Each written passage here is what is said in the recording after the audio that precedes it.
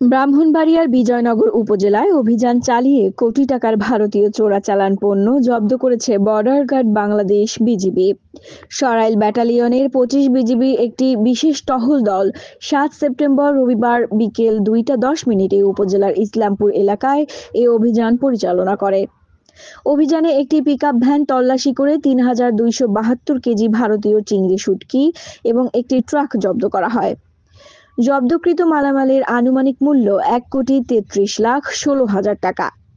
এছাড়া ৬ সেপ্টেম্বর শনিবার পৃথক আরেকটি অভিযানে বিজিবি সদস্যরা আনুমানিক ৬১,৮৫,০০০ টাকা মূল্যের ভারতীয় চশমা, আতশবাজি ও তারাবাতি জব্দ করে। একই অভিযানে আরও ৬৬,৯৫০ টাকা মূল্যের ১২৩ বোতল ইস্কাফ, ৮ বোতল মদ ও ২৩ বোতল বিয়ার আটক করা হয়। বিজিবির পক্ষ থেকে জানানো হয়েছে, ব্রাহ্মণবাড়িয়ার বিজয়নগর ও পার্শ্ববর্তী হবিগঞ্জ জেলার মাধবপুর উপজেলার সীমান্ত এলাকা দিয়ে যে কোনো ধরনের চোরাচালান ও মাদক পাচার প্রতিরোধে তারা বদ্ধপরিকর।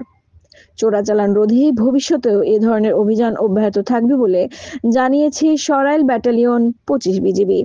মোহাম্মদ শামীম মিয়ার তথ্যচিত্রে উর্মি, চ্যানেল 21, ব্রাহ্মণবাড়িয়া।